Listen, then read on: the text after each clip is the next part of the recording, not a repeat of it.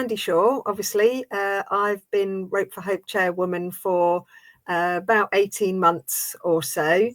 And basically, the big idea initially was that we would try to attempt a Guinness World Record for the most number of people skipping simultaneously. Now, that record at the moment is at the lofty heights of just under 71,000 people.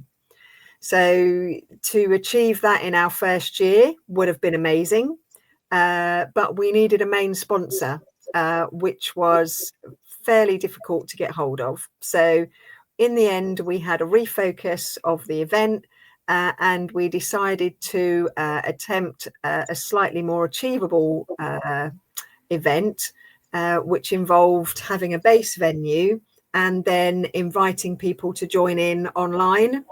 So we had a fairly modest event, but we did have people joining us from the United States, from Australia, and from various locations all over the UK.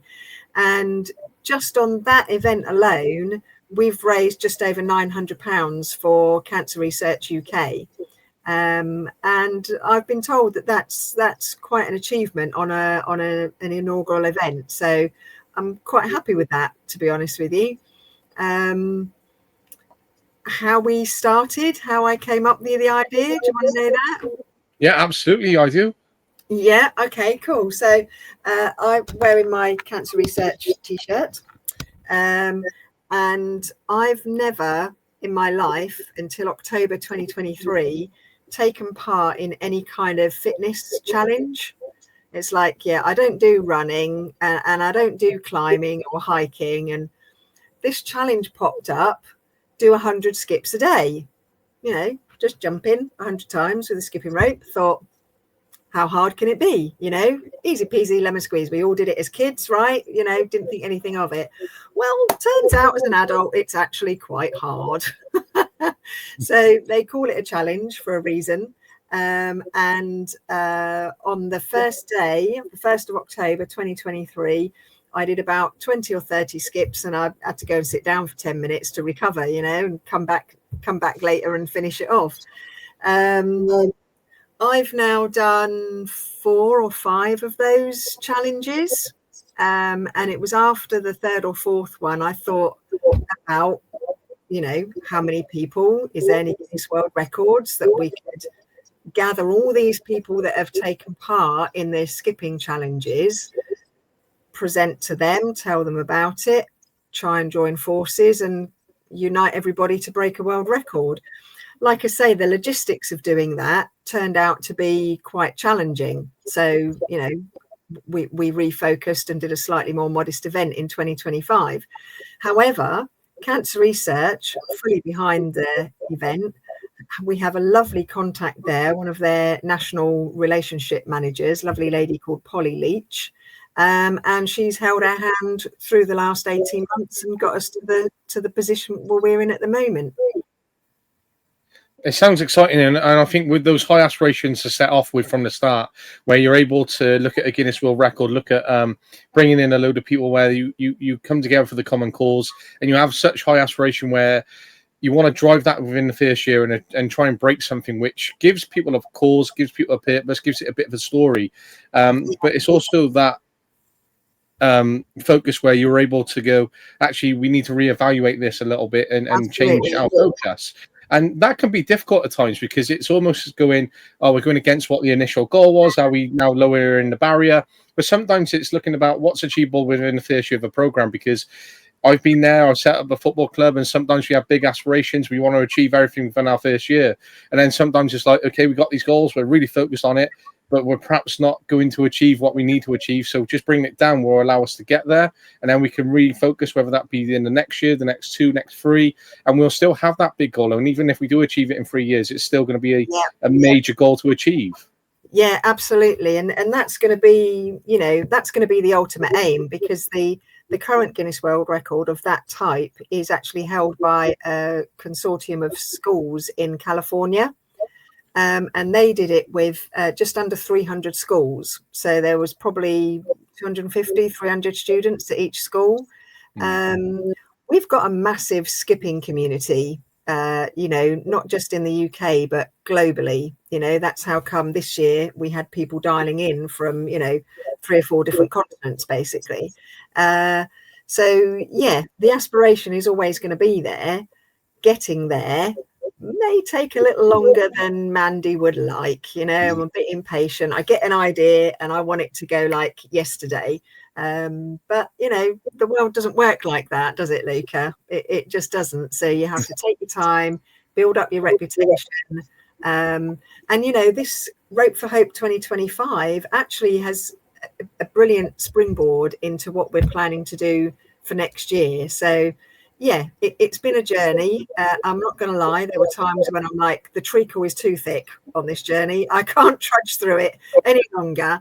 But then it's a test of resilience, isn't it? A test for picking yourself up, refocusing on what your aim is, and then carrying on and getting the people collaborating with you so that you can achieve your goals. And that's kind of where we're at. And so when you initially had the idea, though, of Rope for Hope, and it sprang to your mind, right?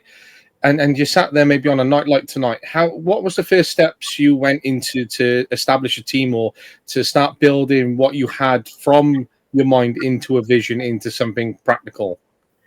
Well, the first thing I did was actually look up Guinness World Records official stats and information. So I kind of wasn't just a crazy idea that I was having. There was actually a goal. There was actually a record that we could go for.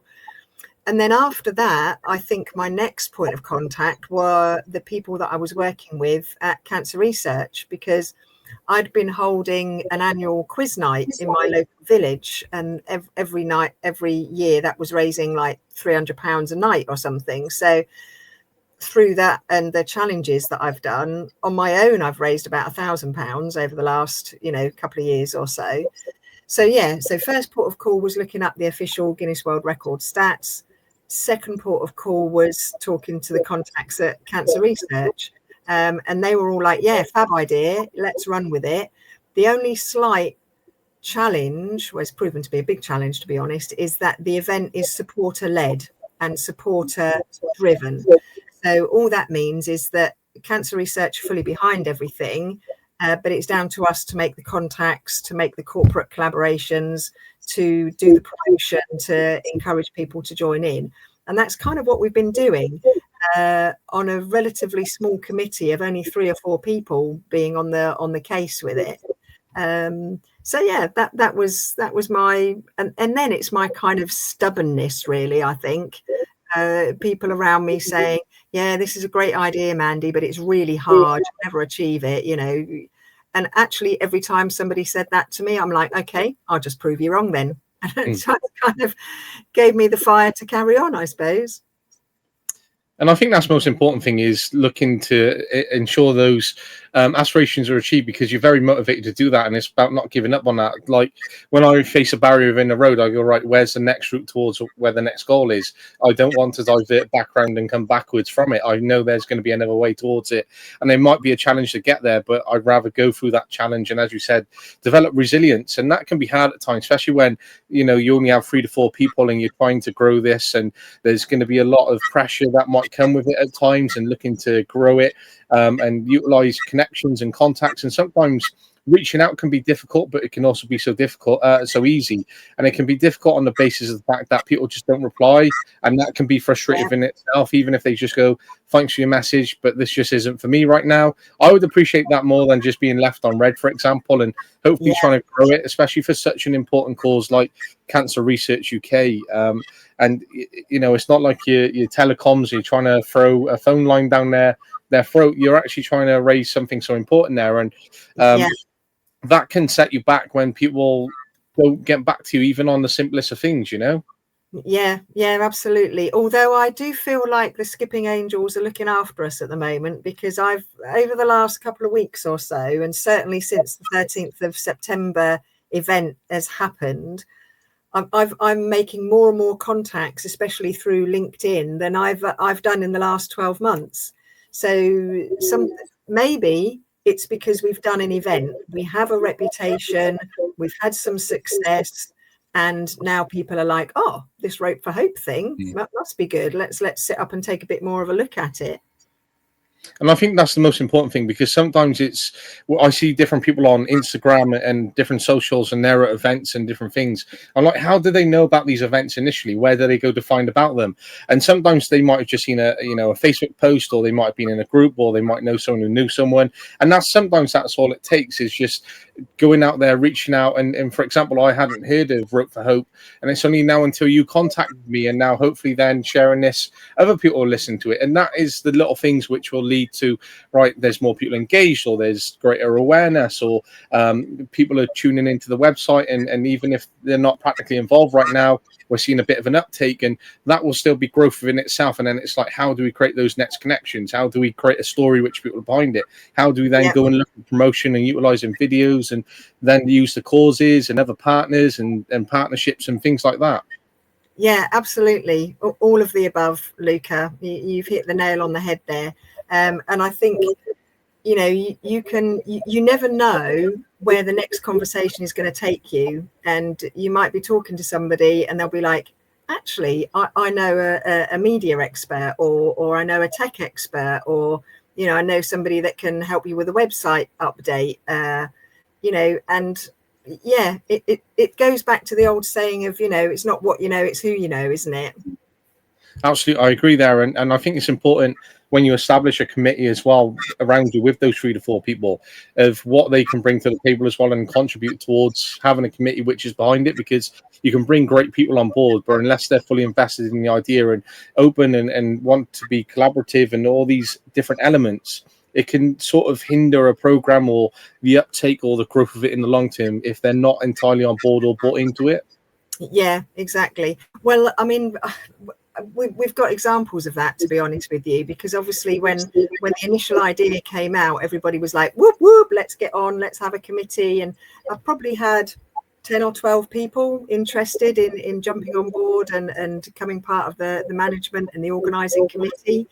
And gradually, as people's lives got complicated, it's nothing against these guys, because they're all lovely, but there was only 2 or 3 of us that have actually stuck it all the way through and held on to the vision to make this thing happen. So yeah, it's a challenge, and people's lives are busy, and to get somebody, an individual or a corporation, to commit to something voluntary, pro bono, or supporting the event in that kind of capacity, yeah, it's hard, as people told me it would be. And so, do you have a recruitment process or volunteer forms where people can try to get on the committee or try to become part of a wider network which you're establishing in any way? Yeah, absolutely. We have a website, literally www.ropeforhope.com. And at the moment, that is just promoting the fact of the success of the 2025 event, but we're in the process of updating that. Literally hot off the press. You are probably the first people to know this. The next event is going to be September the 12th, 2026. That's going to be the big skip in 26. But previous to that, we're also planning probably 2 or 3, maybe 4 smaller events where people can go to some of the bigger towns and cities in the country and get practicing and kind of get the jump rope bug, if you like. And then we'll all join forces in September. So that is literally only been decided like yesterday. So you're the first to know. That's great news, and I appreciate you giving us that insight and looking at that date, and hopefully I can contribute towards that in some way. And there's some ideas which I got already in the back of my mind of how I can hopefully direct you to different people and hopefully open up some more connections and stuff, especially amazing. With a year from now, right? And there's one person in the back of my mind I can think of very particular, who will be very supportive and behind it. And he's actually been a co-host on the Reflective Coach podcast, which is what this is part of. And he unfortunately has had cancer on 2 different occasions. Oh goodness. Okay. And so he's 26, 27, and luckily he's been lucky enough to survive on both times and go through it. But that's a very difficult cause for him, or a very important cause, but through a very difficult time. But he's so behind it, and he is doing everything he can to raise awareness. I know, for example, he lives in Essex. He's walked all the way from Essex to London earlier this year in cause of FND, for example. And that's just how someone on his own is looking to be part of something, independently on a little scale. But how could he contribute towards something and be part of an event like yours? I know he would be fully behind that. Yeah, amazing. Well, the beauty of this event, Luca, is that we will still have a base venue, because the more achievable Guinness World Record is actually entitled the most number of people skipping at a base venue and online.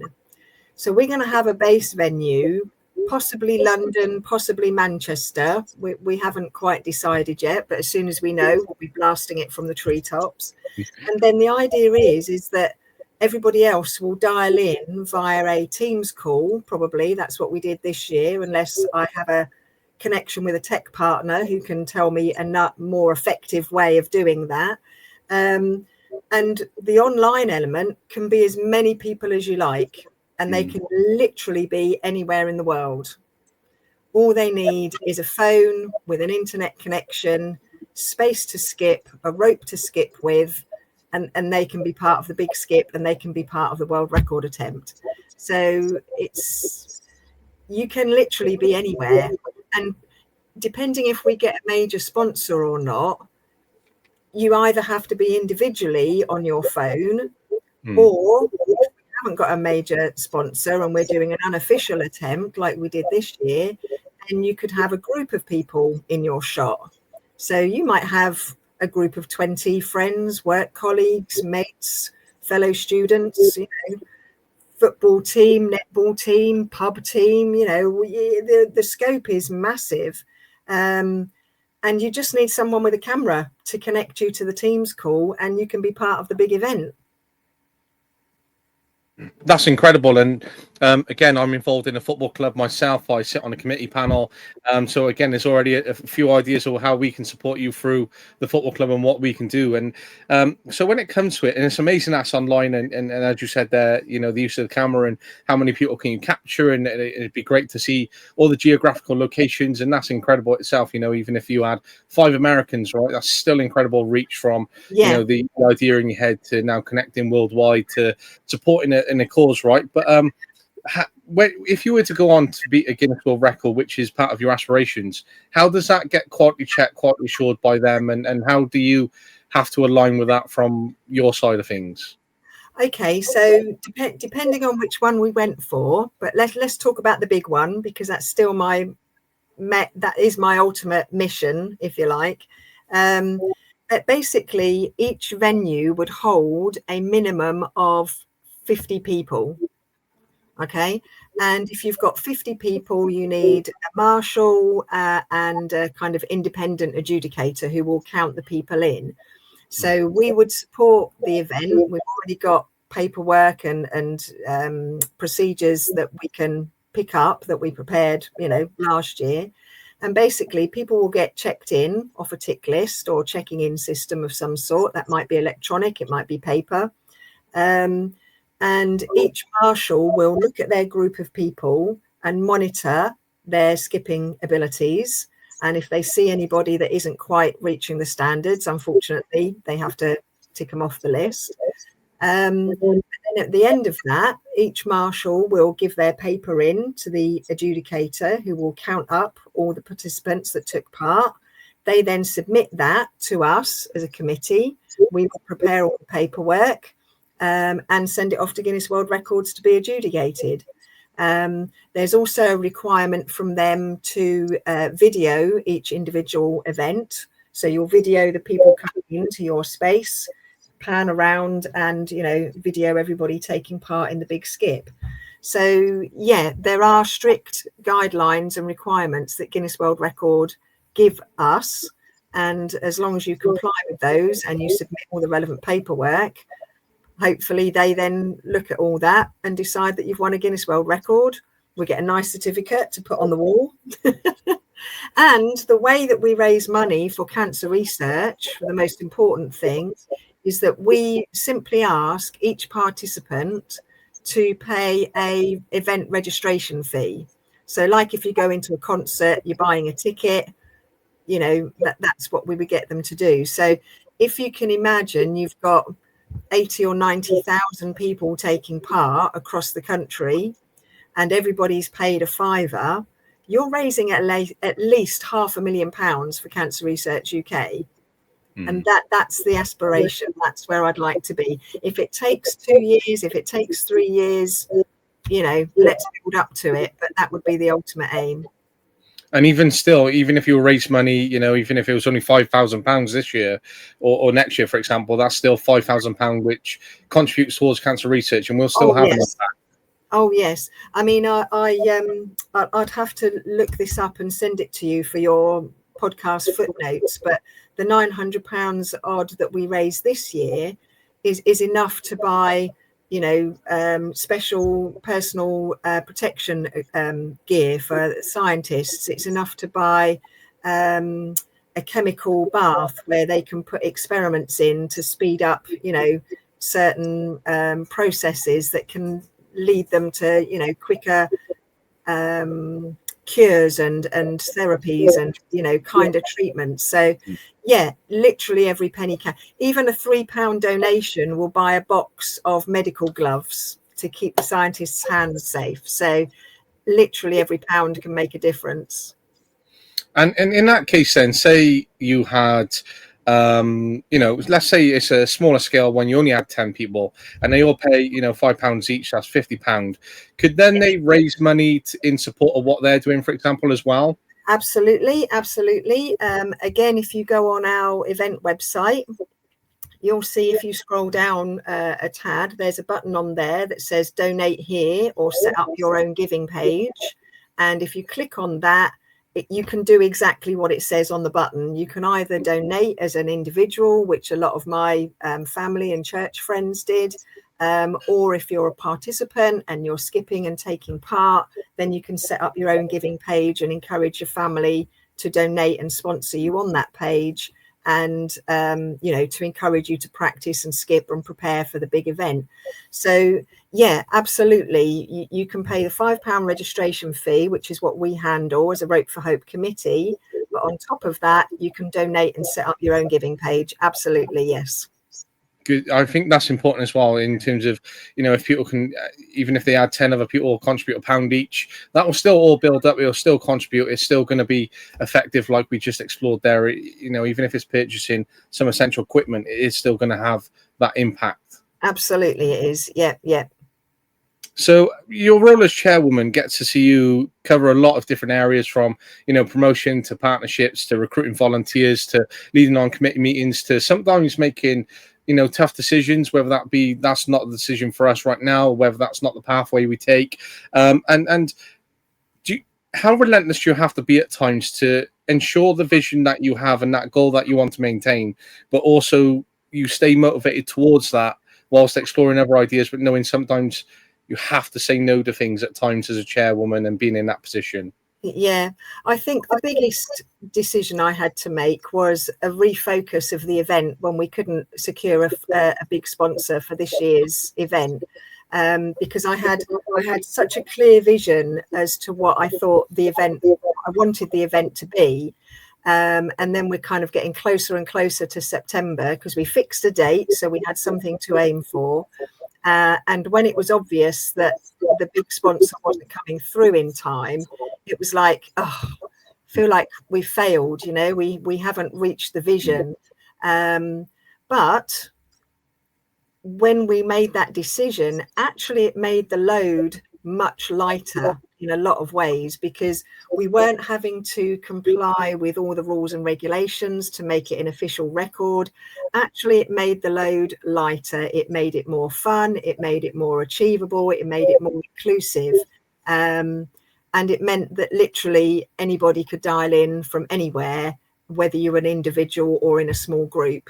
So yeah, having to make a refocus was probably one of my biggest challenges over the last year or so. But in hindsight, and that's always a good thing, hindsight, it was probably the best decision I made to make this year's event the success that it was, to allow us to springboard from that and take it into next year and beyond.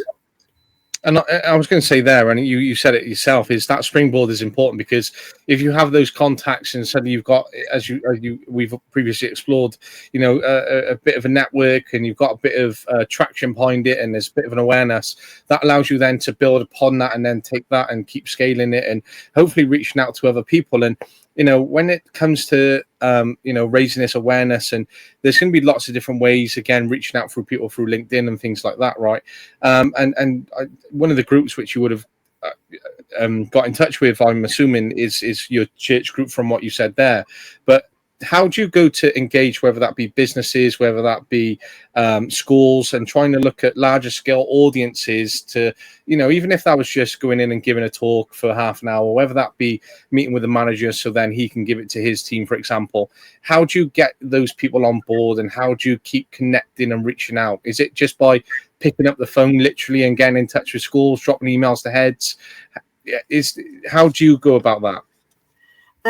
Well, a little bit of what you've touched on, to be honest, Luca. I've got a lot of traction through LinkedIn, especially recently, and especially since the event in September.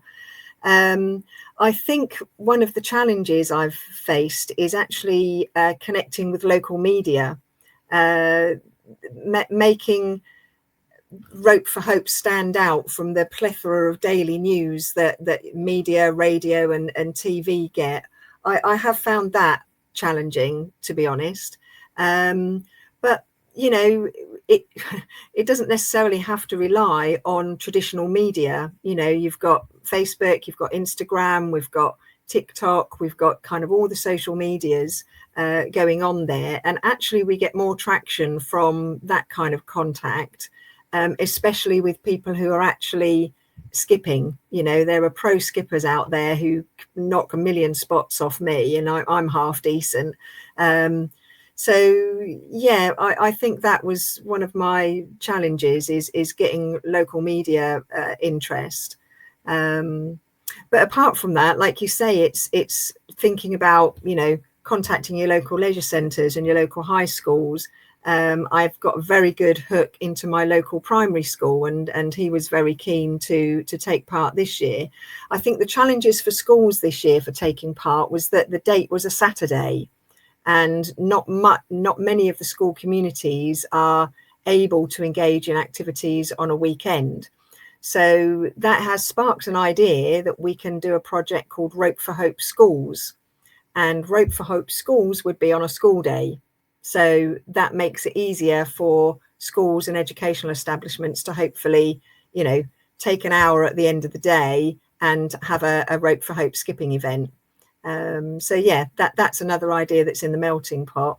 And I think it's just tenacity, to be honest, knowing that this is a great idea and that people do need to know about it. And it's so easy to engage. It's so easy to get involved. And the benefits are multiple, not just to the individual, because my personal keep fit journey with skipping is that it's helped me lose over a stone in weight. My mental health, every time I achieve a certain trick or I make a new personal best, is like, yay, and so that releases happy hormones, and that's good for your mental health.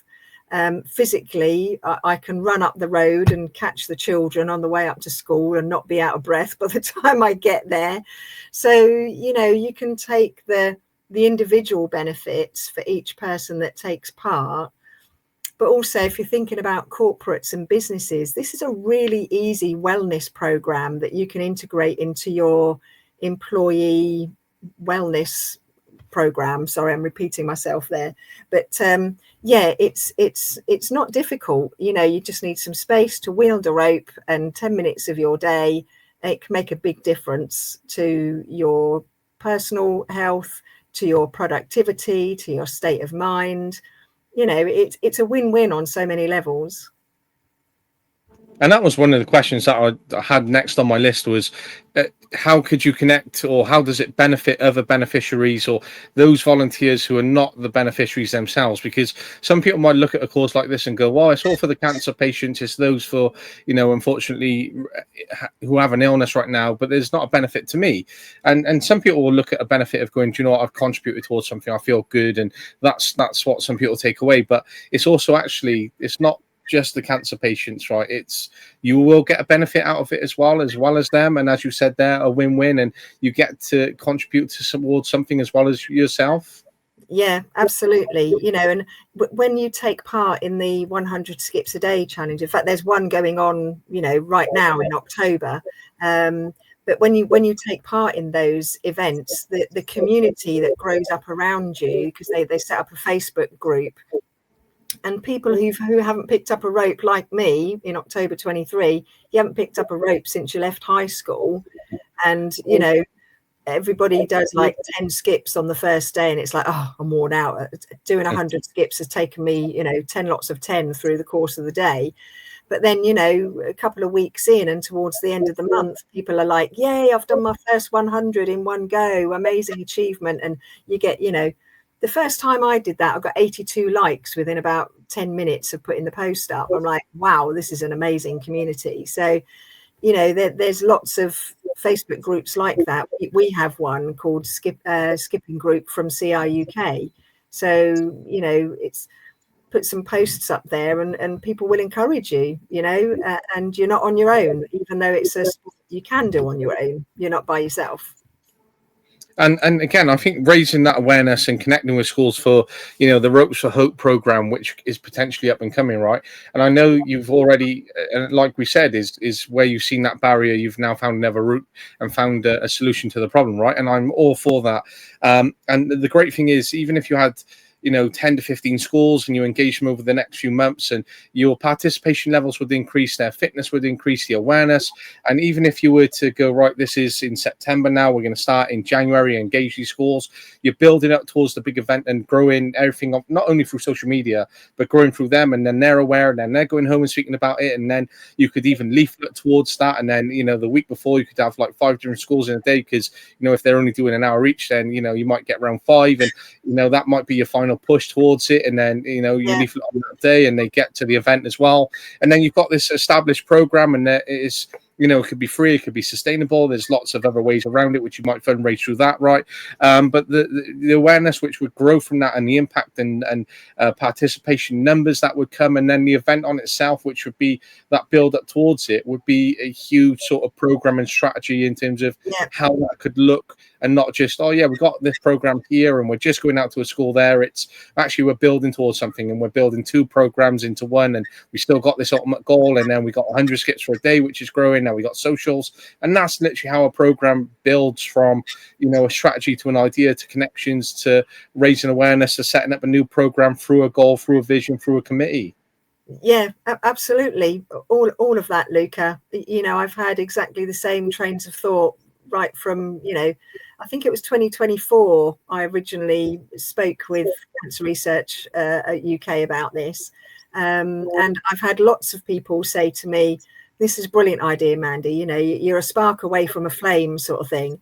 And yeah, it's just about reaching that threshold of, oh, that's a lovely idea, from little old Mandy living in South, Tackleston, south of Norwich. That's a good idea, Mandy. To, wow, actually, that's a brilliant idea. Let's get our corporates involved. Let's get our schools involved, and let's really take this project to the next level. That would be amazing.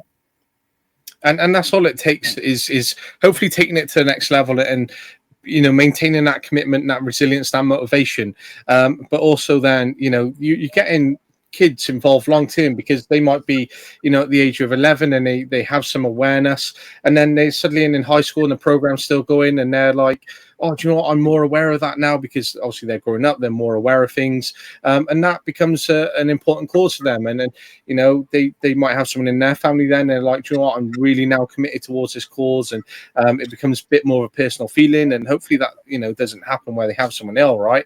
But then as they're older, they'll continuously engage in such a program because it's been running for years. And I think it's important for that, and even for, you know, schools where, you know, health and well-being is lacking at the moment, and how you could then, you know, bring the local councillors involved, and then look at governors, and then go, look, we're contributing towards this an hour a day. Could be a breakfast club, could be the start of their day, because some schools have like walk a mile a day, or you know, and or even if it's like 15-minute, you know, a walk and outside and well-being and whatever it is, that could be their well-being. Right, we're going out the skip this morning, and that could be on Friday, and their other walk a mile might be earlier on in the week, and you know, you might be able to go into a PE lesson. There's lots of different ways to look at that within schools, which is really exciting, especially coming from an educator's background as well, like myself, is that I know that it's important and it can be done. Well, the thing is, there's multiple benefits for skipping. Like you say, it's you know, people like to know what's in it for them. You know, like you were saying a little while ago, you can feel good just by giving a donation, and that's great. That's what we need. We need people to make donations and sponsor the participants. But actually, you want to get something for yourself and improve your own well-being and keep fit. And you know, this is exactly the sort of program that would do that. It's well documented that around 10 minutes of skipping is basically the equivalent of a 30-minute jog. And what's more fun? Let's face it. And even if you don't fancy 30 minutes of jogging, then at least 10 minutes you can argue with yourself internally and agree on. Yes, yeah, exactly. And you know, there's cardiovascular benefits because you're improving your stamina.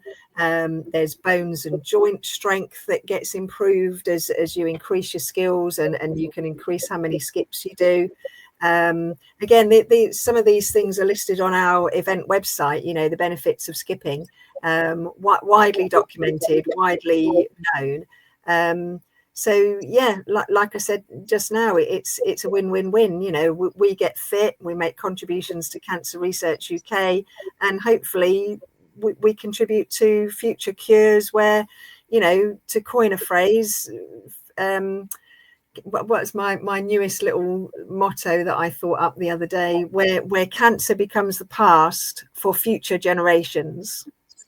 That's such a touching sentiment and value in that, and message, which I think if you take that and build upon it, it could be so important, I think, to so many. Yeah. And we've got on the website again, our kind of motto is our nation, your rope, their hope. Nice, I like that one. And that's the whole event in 6 words, basically. And I think just having just such a simple message and a simple, you know, phrase which people can remember, they can connect to, that will help raise the cause as well. And that's what sticks with them. And we know that from psychology, and we know that from different marketing campaigns and successful companies and programs. And just having something like that, like, for example, Educating Yorkshire's on TV at the moment, and one of his sayings is work hard, be nice. Very, very simple. Yeah. Two major values, and sometimes values can be lost on different people because there can be so many different areas into it. And then you know, you got your mission statement, and then, you know, you got your other principles within that, and then you got your standards, and then people don't really know what all of them are. Whereas if you have something so simple, then they're going to remember that, they're going to be behind it, they're going to say it to other people, and that will have an important impact within itself. Yeah, exactly. I mean, some of the most memorable marketing is, you know, the most simplest of messaging, isn't it? I'm not going to say any because, you know, we don't want to promote anything. But, you know, the kind of things where you pat your back pocket. Absolutely, we do. But that's all it takes, even from all the videos that you might capture and being there for the event, and whether that's creating views and utilizing social media, shorts, reels, and people are clicking and they're engaging, and then that cause is going somewhere, and then you never know what journalist might hopefully watch it and then they share it, and it might become a national campaign, or you don't know who might get behind that then. But I think utilizing the foundations which you have from those springboards and continuing with the vision, continuing with the goals, utilizing the contacts, having new programs up and coming, utilizing the committee, maintaining that motivation, are all the things which are going to help create such an important cause, but hopefully maintain and then reach that Guinness World Record achievement. Yeah, I mean, that would be amazing. In fact, one of my most recent contacts, who's helping me with website design, said he could see this becoming basically like a household name sort of thing. You say Rope for Hope and you know exactly what somebody's talking about, and they've either heard of it or attended an event, and that would be an amazing place to eventually get to. Very exciting prospect, to be honest. And that's exactly what I thought when I was listening and looking at the name, and I've done some research into it. It's got that patch to it. It's got that, important cause, as I said, doing that through the schools and hopefully gaining traction where, Rope for Hope, and people know what that is, and schools are doing it and they're engaged, even if they're not doing it weekly, but they know it's an annual event for them as well, and something that they could come behind, especially, if you were to go in different areas and then promote that yearly, for example, if you were in Manchester 2026 and 2027, you're in London then, and how many local schools are building up towards that in the week, and the media out there. There's lots of exciting ways that grow in the future. Yeah, absolutely, Luca. You are a man like you're swimming around in my brain at the minute. Having been involved in causes and working in community for years and years, I know the importance of sustainable partnerships. I know the importance of having a strategy. I know what it takes is not just having that idea, but the ways, right, how do we knock down that barrier? What is the solution to the problem? Who do we connect with? What other people are going to open doors for us? And I think that's the most important thing which comes out of these kind of ideas. Yeah, and the concept of opening doors and spreading the word is absolutely crucial to the success of this event, especially as we build up to bigger numbers and more schools and organizations getting involved, and that's the secret of it, really. I can form partnerships with tech crew, I can form partnerships with web crew and media crew like yourselves. The actual spreading of the word and getting people signed up and engaged and committed to skip and practice and build up to, you only need to skip for between 1 minute and 3 minutes, depending on which world record we're aiming for. The big skip is for 3 minutes, but you are allowed to catch your foot on the rope or smack you in the back of the head, and you can still carry on as long as you carry on within a few seconds of stopping. And then the other ones is only for 1 minute, but again, you are allowed to make 1 or 2 trip ups in that minute, still carry on and still be counted in the Guinness World Record. So the message there is, you don't need to be a pro skipper to take part in a Rope for Hope event. You absolutely can be the one person that hasn't skipped for 40 years, picks up a rope and then skips, on the day. And that's what it's so beautiful, because anybody can take part, whatever their skill level is. And guess how old the oldest skipper is that I am aware of? Ooh. Let's go for early 70s. 82. 82. What an incredible age, mind.